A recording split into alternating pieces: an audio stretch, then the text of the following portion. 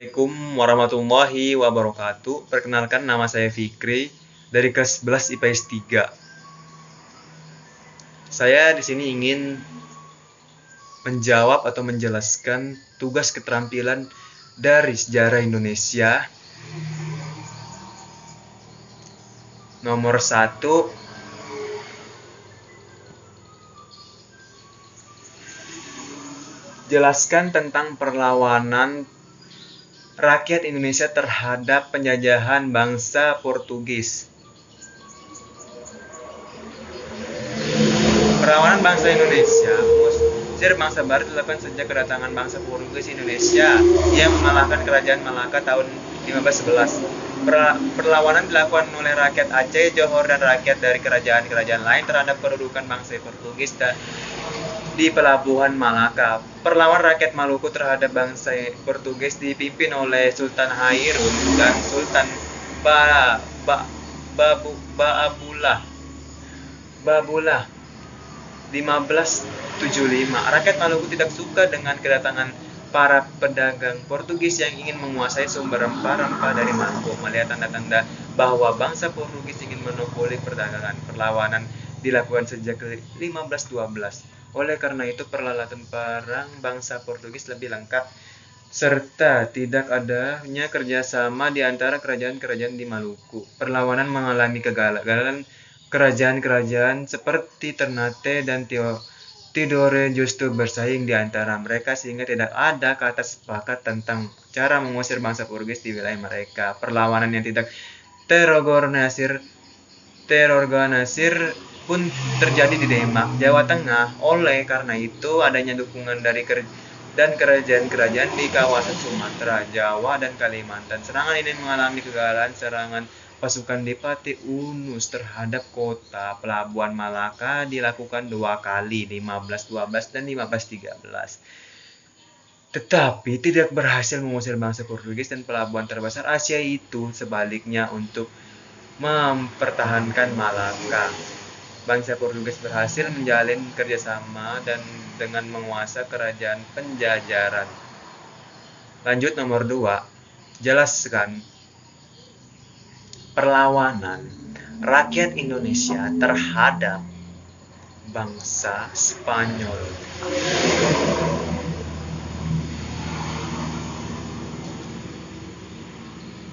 Perlawanan rakyat Indonesia terhadap Spanyol terjadi pada tahun 1644 dan 1654 hingga 1654. Perang ini disebabkan usaha monopoli perdagangan yang dilakukan oleh Spanyol. Ketidaksenangannya rakyat atas perilaku tentara Spanyol memuncak pada tahun 1644. Tentara Spanyol sedang memasuki desa, memukul dan melukai salah seorang pemimpin rakyat Minahasa yang ada di Tomohon. Dikutip, rakyat Minahasa menganggap perbuatan itu sudah keterlaluan dan menurunkan martabat serta harga diri pemimpin yang dihormati oleh seluruh rakyat.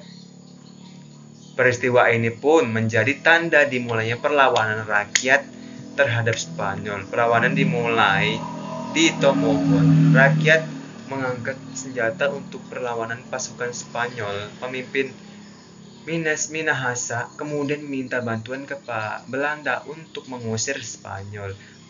Kondisi yang demikian membuat pasukan Spanyol semakin terdesak. Spanyol pun harus mundur sampai ke benteng Manado karena kekuatan rakyat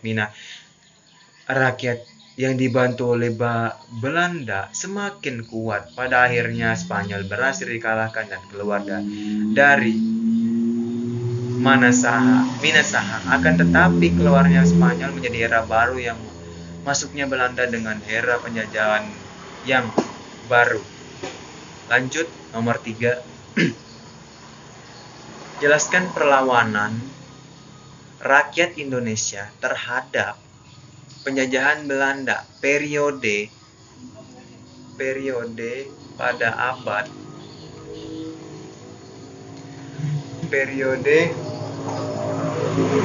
sebelum abad 19. periode sebelum abad 19 menghadapi VOC yang diruntuhkan pada akhir abad 18. Selama abad 18, Verenigde Oost-Indisch Compagnie atau disingkat VOC menetapkan dirinya sebagai kekuatan ekonomi dan politik di Pulau Jawa. Setelah runtuhnya Kesultanan Mataram, perusahaan dagang Belanda ini telah menjadi kekuatan utama di perdagangan Asia sejak awal 1600-an. Tetapi pada abad 18 mulai mengembangkan minat untuk campur tangan dalam politik pribumi di Pulau Jawa demi meningkatkan kekuasaan pada ekonomi lokal. Namun korupsi, manajemen yang buruk dan persaingan ketat dari Inggris East India Company mengakibatkan runtuhnya VOC atau VOC menjelang akhir abad ke-18. Pada tahun 1796 VOC akhirnya bangkrut dan runtuh, kemudian dinasionalisasi oleh pemerintahan Belanda. Akibatnya harta dan milik VOC di Nusantara jatuh ke tangan mahkota Belanda pada tahun 1800. Namun ketika Prancis menduduki Belanda antara tahun 1806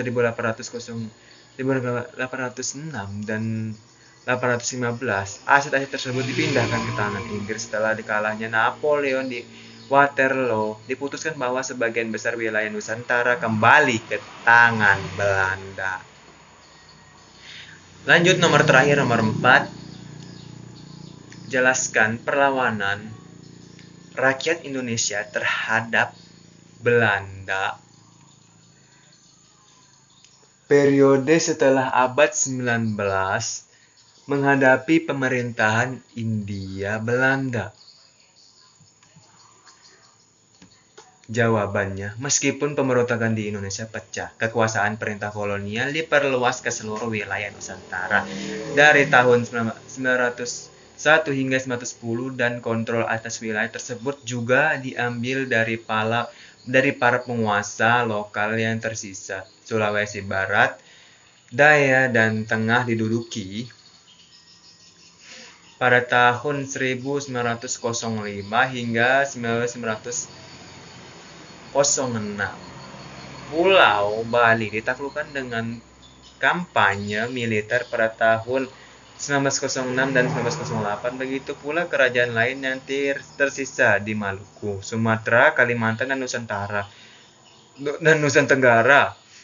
Para penguasa lain termasuk Sultan Tidore di Maluku, Pontianak, dan Palembang di Sumatera meminta perlindungan Belanda dan kerajaan-kerajaan tetangga, sehingga membuat mereka menghindari penaklukan militer oleh Belanda dan mampu menegosiasikan kondisi yang lebih baik di bawah pemerintahan kolonial. Semenanjung Kepala Burung atau Nugini Barat sudah berada di bawah pemerintahan Belanda pada tahun 1920.